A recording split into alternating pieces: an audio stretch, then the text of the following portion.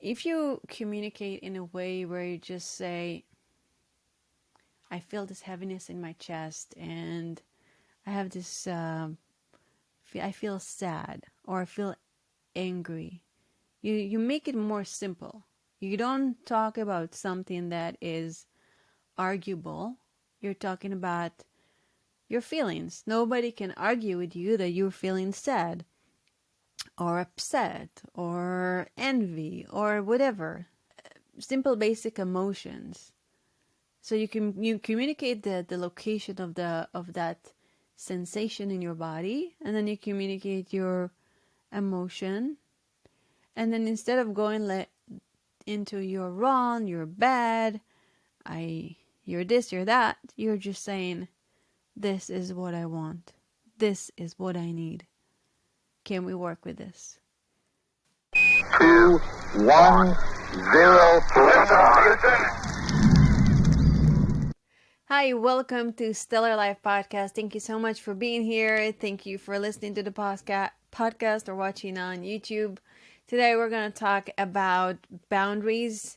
Why are boundaries important? Types of boundaries, and some useful methods of putting boundaries for yourself. So, first of all, before we start, what are your cultural boundaries? What boundaries did you grow up with? I grew up in Israel. So it's very much like people are in each other's business. Like we talk really close. Everything is very heated. People are very straightforward. This is the type of interactions that I grew up with. And then when I moved to Japan, I noticed the culture was so different, where people were much more introverts, and there is when they speak, there is a bigger distance between them. They're more polite. They don't show their emotions. Where in Israel or New York, for example, when you show big emotions, that means you really, really, really are a very strong person. But in Japan, when you show big emotions, that makes you look like you're not the wisest person in the room, if you know what I mean. So I learned to like navigate boundaries with other people, even like physical boundaries, like body wise, distance wise, in many different ways, because I was born in Israel. I lived in Japan for 3.5 years, and then I moved to New York, which is like very different and very energetic, and then LA, which so I had to kind of like maneuver those behaviors. And I'm very interested to know like what both boundaries did you grow up with the interactions with you and family or with you and friends, or what is your role in an intimate relationship, and what boundaries were you taught to allow or not allow in your intimate relationships. It's very interesting for you to look at it, because when you analyze it and you look from a little bit far away from the place of the witness, and you kind of like witness where you are today, and you think to yourself, what is programmed into me when it comes to boundaries, and then what am I willing to tolerate, and where do I draw a line in the sand so I won't get hurt. Because boundaries are really important. They are very important for your self-worth. A person with a high self-worth will put more boundaries with the people that surrounding him or her. They won't allow them in their intimate space when it's not comfortable. They will put boundaries with friends. They will put boundaries with their co-workers. They will put boundaries with their employees, because they have self-worth. And usually people that are more of pleasers and have lower self-worth will let people step on them. It's pretty much an obvious. Also, when you don't put boundaries and you allow people to pull you in many different directions or decide for you what's good for you, it can sabotage your self-growth.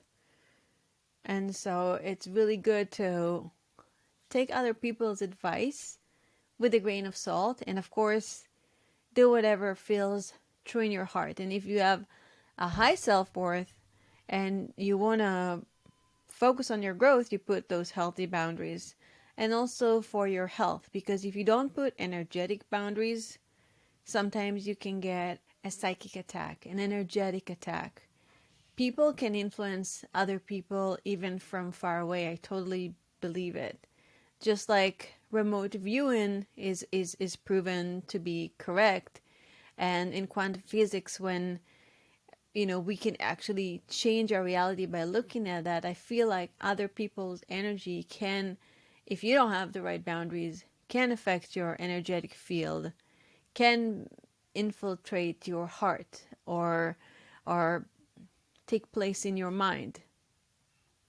So those boundaries are really important for your self-worth, for your growth, and for your health. And what happens when you don't set boundaries? Maybe you want to be a good friend, or a good wife, or a good little girl, or a good little boy, and you don't set those boundaries.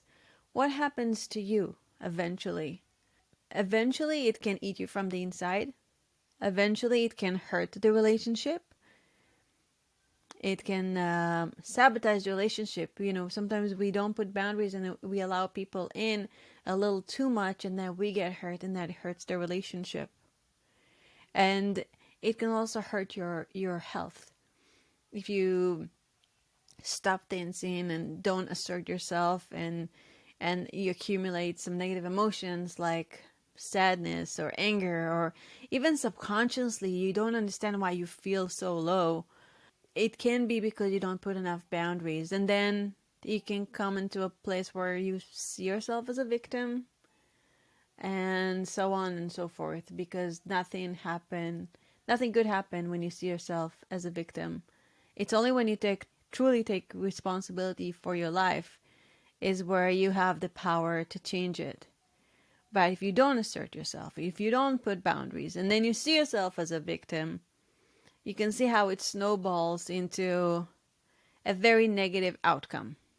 Now, I was brainstorming and thinking about what are the types of boundaries. There are some energetic boundaries, and boundaries with families, boundaries within intimate relationship, and also boundaries with yourself. So energetic boundaries with friends is sometimes friends are not, they don't intend to hurt you or to be unkind. It's just that their boundaries and your boundaries, their set of rules for life and the way they handle life and your set of rules for life is different. Or maybe their state is different than yours. Sometimes you feel really tired and exhausted, but you're willing to do that thing for your friend because you love them and you put other people first. And in this case, I believe that you should put yourself first, and kindly put the boundaries on your friends and say like, hey, I cannot do this, I can't interact with you today, or do this in this way, just so you will feel more whole, and you really have a place of like self-care when you really take care of yourself. Also, boundaries with your family. Oh my god, that's something I have been actually working on. Not to take on other people's suffering and pain to a place where it brings you really, really down. Or sometimes we fall into patterns where, like, you're the big sister, but you also act as the advisor, and you act as a supporter, and you act as this, and you take on too many roles. Or in some families where the parents are divorced, sometimes the son is taking the role of, subconsciously, the role of the father, or the daughter will take the role of the mother. We get into like very interesting psychological patterns, and when we are in those patterns, we don't even notice the level of weight that it's weighing us down. We don't even notice that. But when you dig in deep inside and you see like, hey, I'm your daughter and this is my role, no more nor less, and I'll be there for you as your daughter, and I'll be there for you as your brother, no more nor less. Then you set healthy boundaries, and then you don't get this like energy drain from the relationship. And unless we look into it, we sometimes can go on years and decades without even noticing an unhealthy dynamic. And of course, boundaries within your intimate relationship. This is a whole topic. Just relationship. Relationship is something very beautiful and probably one of the most challenging thing you will ever do in your life, whether it's a relationship with anybody, but especially your intimate relationship, where you do have to set boundaries and say, for example, with my husband, sometimes I have to set boundaries and say like, hey, this is your time to watch our son because I need some time for myself and I need to breathe and I need to take care of myself. Where after a very long time of not giving myself that time, I felt exhausted, frustrated. I wasn't showing up the way I wanted to show up. And so, okay, I need you to help with this. I need you to help with that. I am not willing to do this. I am not willing to do that. And then slowly, slowly, as you grow together as a couple, you create those healthy boundaries. And everybody, when there are clear boundaries, there is no misunderstanding. There is no hurt feelings. People know where they are. Like the each person knows where they are in the relationship, and it's much more healthier, and you feel so much more fulfilled when you have those healthy boundaries in relationship. One of the most important boundaries of all is boundaries with yourself. And that has two levels. One is the way you treat yourself, your body, and the second one is what you consume online. So, boundaries with yourself is, of course, what do I eat right now? Does this make me feel like the person I want to be? What is the reason of me eating? Am I eating because I want to fulfill a void? And if so, how can I fulfill it in a different way? Boundaries of self-talk. If you hear yourself talking to yourself in an unkind manner, you put a boundary to that. You put a stop to that, and you decide. You draw a line in the sand and decide, I will never treat you ever like that. And I've been, if you heard my podcast, and I talk a lot about loving that little girl and embracing her, and never, or little boy, and never treating her in a bad way. So when you speak kindly to yourself, you speak kindly to your inner child as well. And if your boundaries is, I'm not going to be abusive to my inner child, and that's a boundaries, you will grow immensely from that decision. And it's about putting the intention in the decision and drawing that line in the sand and saying, I am not going to be unkind to myself. I'm going to be loving and caring, and I'm going to respect myself. I'm going to see myself as a person that is to be respected. Therefore, I'm going to talk to myself kindly. I'm going to treat myself in a nice way. I'm going to find the time, because you can find the time to move my body and exercise. I'm going to find the time to cook healthy meals or shop for healthy groceries. Even if it's just a little thing, even just like a tiny bit, even if it's like one exercise a week or one more kind word or one more home cooked meal, anything that you can give yourself, one more time to put your feet in the nature and meditate. Those little things accumulate, and eventually they will become part of you, a part of who you are. And it's not going to be so difficult. And you will create a momentum, because as soon as you going to start moving your body and going to the gym, you'll have to and be surrounded by people who are like-minded. When we are around people who are like-minded, our brains rewire differently. We want to be more like them. We start thinking like them.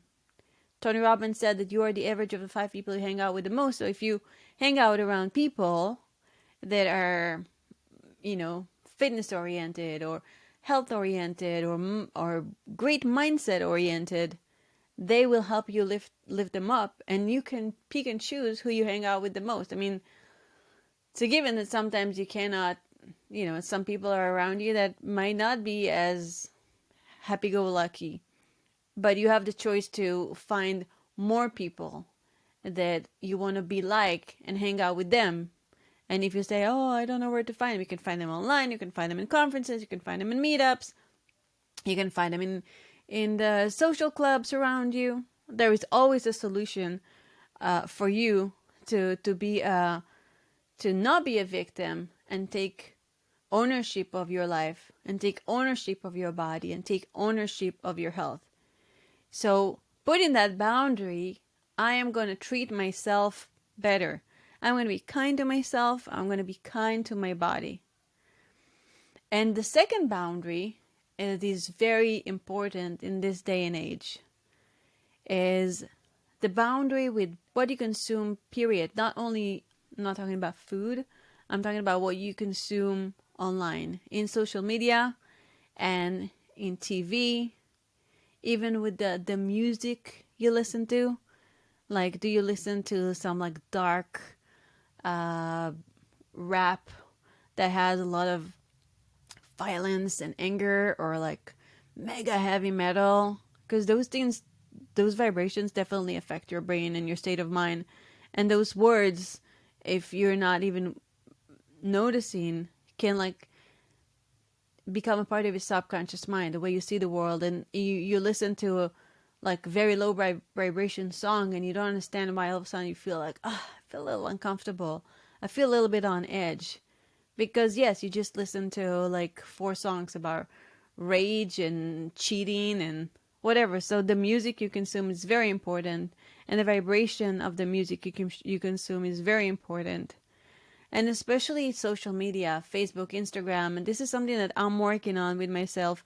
All those TikTok videos, they are meant to reward your brain, to increase dopamine, and it's actually a physical addiction of the brain that you need to take yourself out of if you are heavily consuming social media. Some of the brain research said that heavy consumption of social media create poor cognitive performance and shrinks parts of the brain associated with maintaining concentration.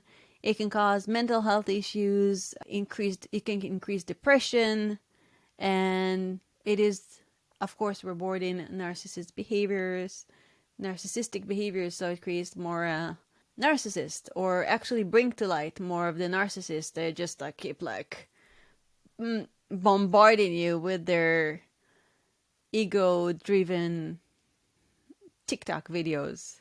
Everything that you see, affects you. Everything that you see programs you. So doing this social media detox, TV detox, oh my god, like those, like the new stuff on Netflix. Like, I'm not even watching Netflix anymore. Sometimes I'm just going to like really cool new movies. And I don't watch a lot of movies, or I will watch old movies, because some of the new movies have, oh my god, it's disturbing. It's really disturbing. Like, especially the fantasy teenage ones where they have some references to cannibalism and dark magic, or like it's so dark, and murder, and it's just like it normalizes things that should not be normalized and should not become like, I don't think murder should become like a mainstream, oh whatever thing. So you gotta be careful. And I'm very careful with what I let my son watch. He's tiny, but still I'm like, I monitor every little thing that he watches, and I also really extremely am limiting with this screen time, where someday it's 10 minutes, someday it's 30 minutes, but I mean, some days I'm really busy. It might be an hour. But I really try to limit, and I know exactly what he's watching. Because it's very important to me what happens to his little brain, especially when they're so young. Their brain is so open to this influence. But don't think that because you're older, watching those things don't affect your brain and mindset. It does. So putting boundaries on your social media is a very healthy things for you to do. So how do you put boundaries in an assertive way that does not hurt your relationship?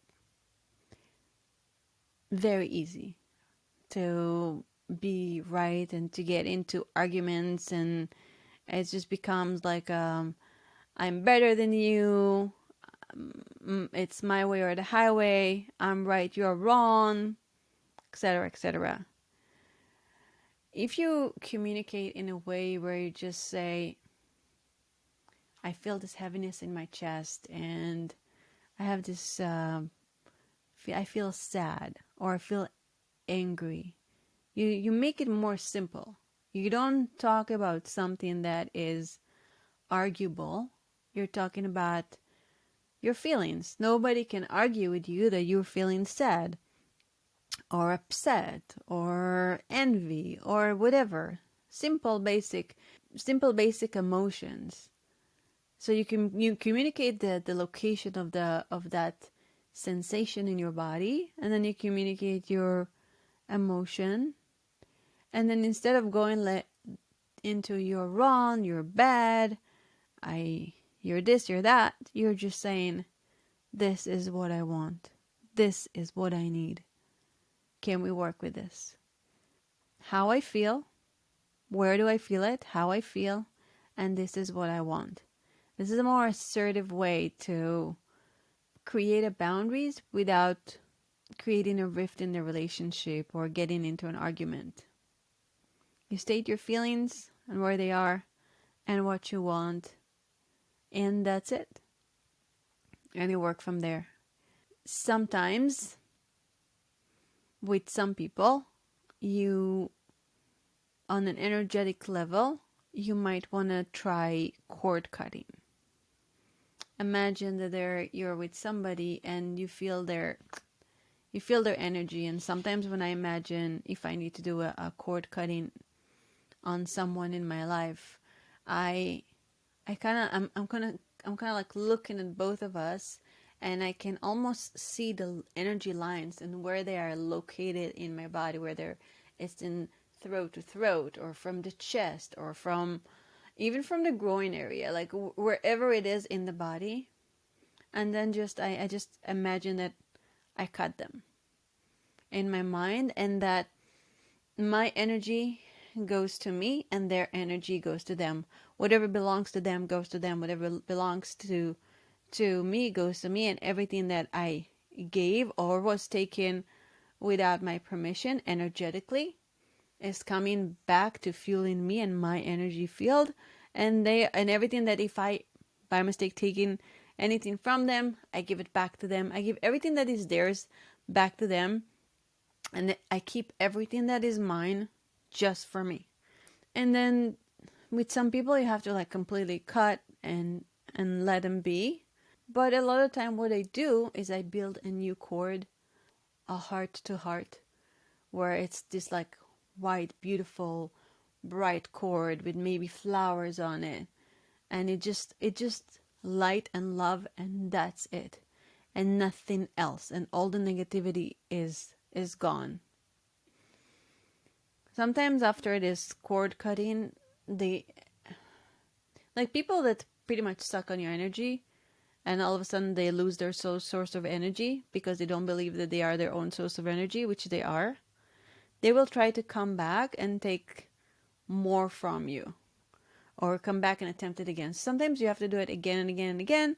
And you can also imagine that there is an energetic shield of love, of bright, beautiful angel light that is surrounding you like a bubble, and on the outer edges there is a mirror.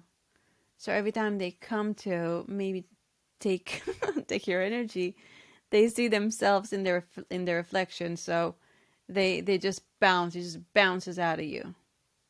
That's another way to protect yourself energetically. Soul retrieval. Another exercise that I've learned and sometimes I use if there were traumatic events. And it's kind of deep work, but you can try it. Try it anyways. It can't hurt. Is that we leave soul fragments in the place of the traumatic event. I remember in my mind meditating, going back to a traumatic event, and I saw an image of myself that like, and she was in the corner, kind of like in a fetal position, crying, and I called her back into me. I strengthened her. I called her back. You go back to like events, and you take almost like fragments of your soul, pieces of your soul, and you kind of like imagine them like light coming back to you, empowering you, integrating all parts of yourself that were left behind throughout events and timelines and dimensions and whatever. I know it sounds really woo woo because I am a little woo woo. I do believe that the world is more than you can see or feel or taste. There is more to, like Björk always said, there's more to life than this. Totally believe in that. Also, there were some mystical experiences that I've experienced, and I saw beyond the veil and beyond the realm of the 1% reality that we live in into the 99%. I got a glimpse of other states and other, you can say, dimensions. There is so much more that we can do here energetically, and even though we are physical beings, we are also very much spiritual beings and powerful magicians as well. And there is a lot of what's happening in your reality that is spiritual. Even physical pain can be of a spiritual cause or an emotional cause. So working on your on your energetic level as well as your spiritual level, I feel is very, very essential to create the reality that you want. Many times if I share this exercise, or I remember even me when people share this exercise of cord cutting with me, going back to the cord cutting, I said, oh no, but if I do that, I'm going to really, really hurt them. Or they depend on me and my energy, and they're going to get really, really hurt if I detach from them. It's actually not true. Because when you are trying to overprotect the people you love, even energetically, you are robbing them from their lessons and you are robbing them from their growth. Because if they're also, you create an energetic codependency, and codependency is not good for anyone, not for you, but especially not to the person that is codependent with you, because they cannot grow. They cannot find their own strength. They are so dependent on you. They cannot. It's almost like if you have a little child and you do everything for that child will never learn how to grow. If you always tie their shoes for them, they'll never know how to tie their own shoes or do anything for that matter. If you try to help them walk and hold their hands throughout the years, they will never learn how to walk. So when you detach that codependency, you allow them the opportunity to grow. And another way of getting clarity around your boundaries is just intuitive writing. just when you write, you get clarity. When you write, you almost always get guidance. And when you write, you can analyze your thoughts. You don't even need anyone to coach you around the topic. You can coach yourself and ask yourself, what is my relationship with this person? What am I willing to tolerate? What am I not willing to tolerate? How does this affect me? What am I willing to do or not willing to do? How does this affect the other person? And you just keep writing and writing and writing and writing, and the answers will come, and you'll get more connection from your higher self, from Source, from God. The answers will come. So I really hope this was helpful and that you learned something or was reminded of something around boundaries and how to create them. I wish you a long, happy, healthy life full of very healthy boundaries and a place where you can grow and flourish and succeed and be the mega assertive, powerful being that you are. I love you very much. I don't know you personally, but if you're listening to this, we are somehow connected energetically. So thank you so much for listening.